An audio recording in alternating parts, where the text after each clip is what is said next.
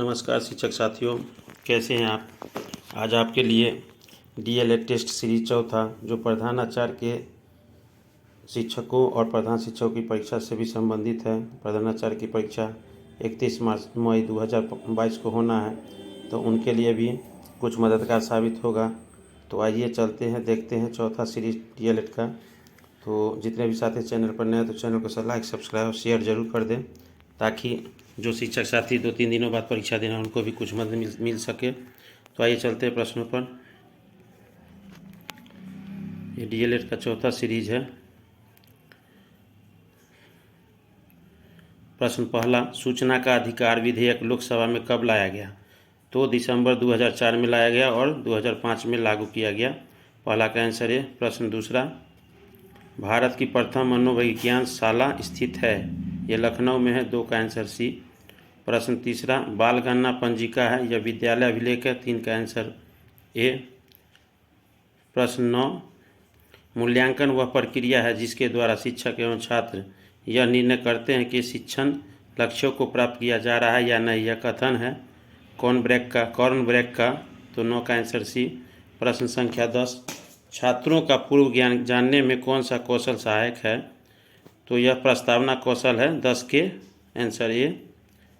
प्रश्न संख्या 11, प्रस्तावना कौशल का प्रमुख घटक है उचित श्रृंखलाबद्धता। 11 का आंसर सी। प्रश्न संख्या 4, प्राकृतिक आपदाएं कितने प्रकार की होती है। 5 प्रकार की होती है। 4 का आंसर डी। प्रश्न संख्या 16 देखते हैं, आदत दूसरा स्वभाव है किसका कथन है। तो ये जेम्स का कथन है। 16 का आंसर ए। प्रश्न संख्या 17, वह गुण जिसमें व्यक्ति किसी कार्य के प्रति शक का भाव नहीं रखता है वरन प्रत्येक कार्य के प्रति संवेदनशीलता का भाव रखता है कहलाता है सहमतिजन्यता। तो 17 का आंसर बी। प्रश्न संख्या 18, बालक की सबसे महान आवश्यकता और सबसे बड़ा रक्षक चरित्र है शिक्षा नहीं। यह कथन किसका है। स्पेंसर का। तो 18 का आंसर ए। प्रश्न संख्या 19, व्यवहारवाद के जनक कौन है। तो वाटसन व्यवहारवादी थे। मैस्लो मानवतावादी थे। जीन पियाजे संज्ञानवादी थे। तो यहाँ 19 का आंसर ए हो जाएगा, व्यवहारवाद के जनक वाटसन।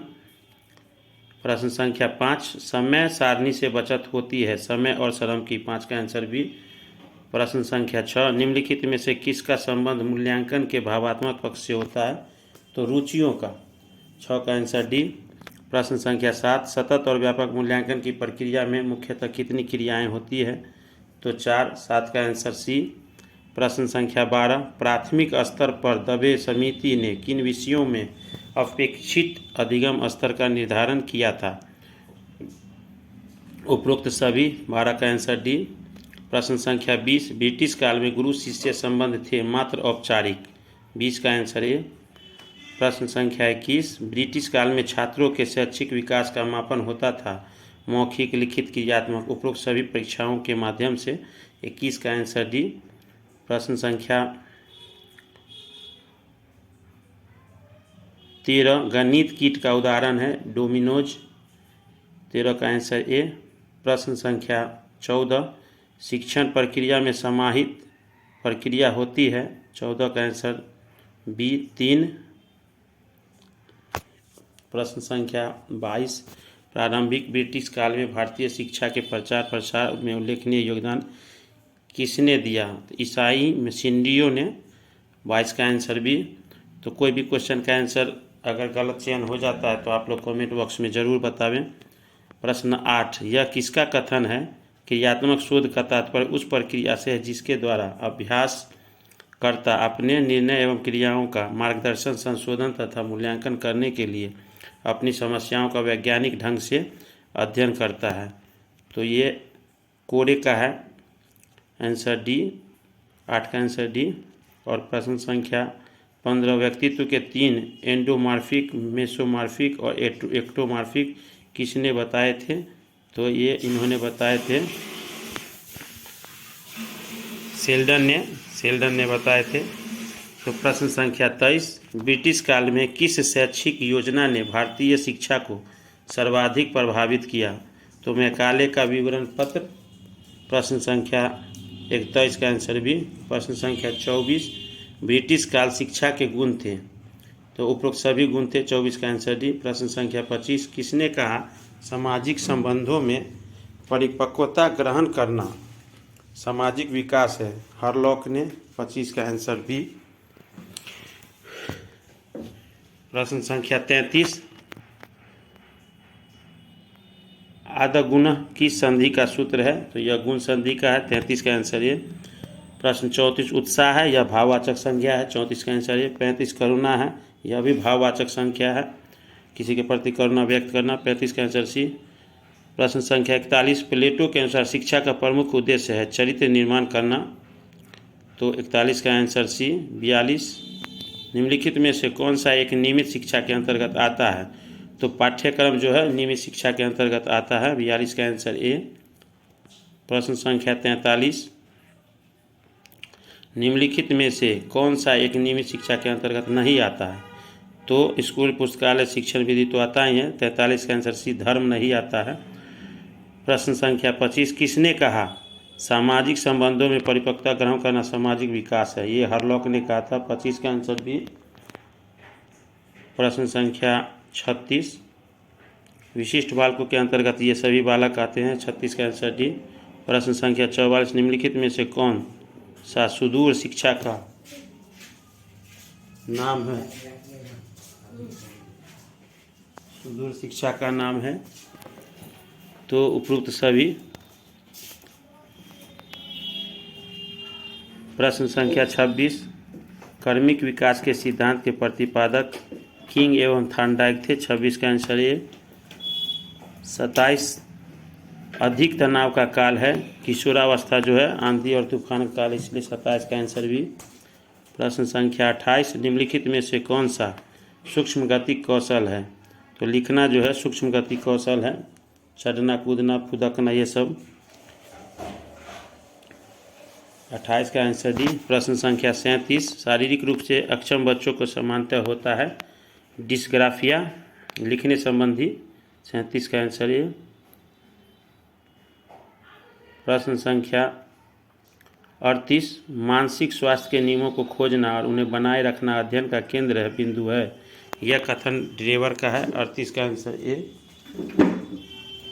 प्रश्न संख्या 46, सामाजिक तथा सांस्कृतिक विकास का सिद्धांत संबंधित है, ये वाइगेस्की ने सामाजिक सिद्धांत दिया था, जीन पियाजे ने संज्ञानवादी दिया था, कोहलबर्ग ने नैतिक शिक्षा का सिद्धांत दिया था, वाटसन ने व्यवहारवादी दी। तो यहाँ 46 का आंसर बी हो जाएगा, वाइगेस्की सामाजिक शिक्षा। प्रश्न 29, नर्सरी कक्षा से में शुरुआत करने के लिए कौन सी विषय वस्तु अच्छी है? तो मेरा विद्यालय, मेरा परिवार। 29 का आंसर डी। 30, रविंद्र में कौन सी संधि है? यह दीर्घ संधि है। 30 का आंसर है। 31, देवेंद्र में कौन सी संधि है? तो गुण संधि है। 31 का आंसर है। प्रश्न 39 देखते हैं, प्रतिभाशाली होने का संकेत नहीं है दूसरों के साथ लड़ना, तो 39 का आंसर बी। प्रश्न संख्या 40, प्रतिभाशाली विद्यार्थी अपनी क्षमताओं को तब विकसित कर पाएंगे उन्हें अन्य विद्यार्थियों से अलग किया जाएगा। 40 का आंसर सी। प्रश्न संख्या 47, इंद्रजनित गामक अवस्था का संबंध किस वैज्ञानिक से है? तो जीन पियाजे से है। इनके 4 सिद्धांत थे, तो 47 का आंसर है। प्रश्न संख्या 48, वस्तु स्थायित्व बालकों में जब पाया जाता है तो वस्तुओं को आसानी से खोज लेते हैं, किस मनोविज्ञान से इसका संबंध है? तो ये जीन पियाजे का है। 48 का आंसर ये। प्रश्न संख्या 49, सूझ का सिद्धांत किस मनोवैज्ञानिक ने दिया था? तो ये कोहलर ने दिया था। 49 का आंसर भी। प्रश्न 50, किसका कथन है वंशानुक्रम माता पिता से संतानों को प्राप्त करने वाला गुण है? तो ये रूथ वेटिक का है। 50 का आंसर ए। 51, कोहलर ने अपने सीखने के सिद्धांत का प्रतिपादन किसके ऊपर किया था? तो वनमानुष सुल्तान नाम के चिंपैंजी पे किया था। 51 का आंसर सी। प्रश्न संख्या 57, वर्तमान शिक्षा प्रणाली बाल केंद्रित शिक्षा पर है। 37 का आंसर भी। 57 का आंसर भी। प्रश्न संख्या 58, कक्षा में एक कुल निर्धारित पाठ्यपुस्तकें हैं, तो कक्षा में एक में कुल 3 पाठ्यपुस्तक है, हिंदी अंग्रेजी गणित या हिंदी। 58 का आंसर सी। प्रश्न संख्या 59, अधिगम का सूझ का सिद्धांत दिया था कोहलर ने। 59 का आंसर है। कोहलर ने जिस चिंपैंजी पर प्रयोग किया था उनका नाम था? तो सुल्तान, पिछले क्वेश्चन में हमने बता दिया था। तो 60 का आंसर ये। प्रश्न 61, संज्ञानात्मक विकास के सिद्धांत के प्रतिपादक कौन थे? तो ये जीन पियाजे थे, इन्होंने 4 सिद्धांत दिया था। 61 का आंसर ये। प्रश्न संख्या 67, अंग अवर्ण कहलाते हैं अयोगवाह। 67 का आंसर डी। मौक वर्णों का प्रयोग होता है अंग्रेजी भाषा में। 68 का आंसर ये। 69, त वर्ग का उच्चारण स्थान है दंत। 69 का आंसर डी। प्रश्न संख्या 70, महाप्राण वर्ग होते हैं ख और ग, ख और घ। 70 का आंसर सी। क और ग अल्पप्राण है और ख और घ महाप्राण है। 70 का आंसर सी। प्रश्न 52, आंचल में है दूध और आँखों में है पानी, यह कथन है मैथिली संघगुप्त का। 52 का आंसर ए। प्रश्न संख्या 53, ग्राम पंचायत समिति में कितने अभिभावक होते हैं? तो ग्राम पंचायत समिति में यहाँ ऑप्शन 3 में टिक किया गया है, आप लोग देख लीजिएगा कितने अभिभावक होते हैं और कमेंट बॉक्स में ज़रूर बताइएगा। 54, ग्राम शिक्षा समिति में कुल सदस्य कितने होते थे? ग्राम शिक्षा समिति में कुल 15 से 21 सदस्य होते हैं। तो ये भी आप लोग देख लीजिएगा इसका क्या सही आंसर होगा। प्रश्न संख्या 62, सामाजिक विकास के सिद्धांत के प्रतिवादी वाइगेस्की थे। 62 का आंसर है। प्रश्न संख्या 63, बुद्धि के बहुकारक सिद्धांत का प्रतिपादन थॉर्नडाइक ने किया था। इन्होंने अभ्यास 3 मुख्य नियम और 5 गौण नियम भी दिए थे। तो 63 का आंसर है। प्रश्न संख्या 64, स्पर्श व्यंजन नहीं है यह। 64 का आंसर डी। प्रश्न संख्या 65, प वर्ग का उच्चारण स्थान ओठ है। प वर्ग का उच्चारण स्थान ओठ है। तो 55 देखते हैं, ग्राम शिक्षा समिति कितने महिला अभिभावकों का होना आवश्यक है? तो कम से कम 3 से 5 महिला अभिभावकों का होना आवश्यक है। तो 55 का आंसर सी होगा। प्रश्न संख्या 71, संज्ञा शब्द होते हैं विकारी। 71 का आंसर ए। प्रश्न संख्या 72, सर्वनाम के भेद होते हैं 6। 72 का आंसर बी। वाच्य कितने प्रकार के होते हैं? 73 प्रश्न। वाच्य 3 प्रकार के होते हैं। 73 का आंसर है। 74, निम्नलिखित में से कौन सा उदाहरण विराम चिन्ह है? तो 74 का आंसर सी। प्रश्न संख्या 75, ढ वर्ण किस वर्ग के अंतर्गत आता है? तो ये ट वर्ग के अंदर आता है। 75 का आंसर भी। तो आंसरों का कोई गलत चयन हो गया हो तो आप लोग कमेंट बॉक्स में ज़रूर बतावें।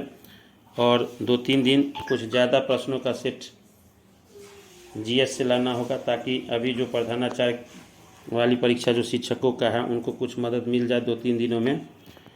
तो आप चैनल पर आप लोग नए हैं तो चैनल को लाइक, सब्सक्राइब और शेयर ज़रूर करें। धन्यवाद।